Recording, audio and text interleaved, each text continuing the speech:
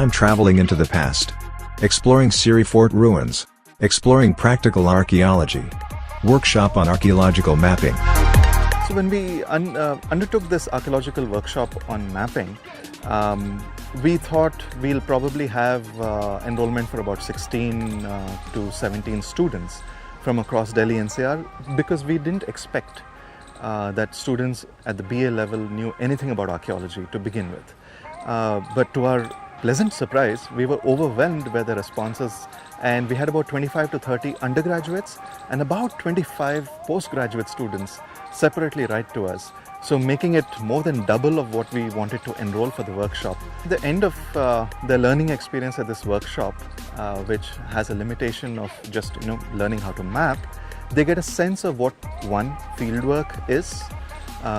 It is something that requires a different kind of understanding than what they read from textbooks, but they're essentially, through fieldwork, they're getting a sense of how to read archaeological reports, how to estimate what kind of results and conclusions that archaeologists make, and how to interpret those results for understanding histories better.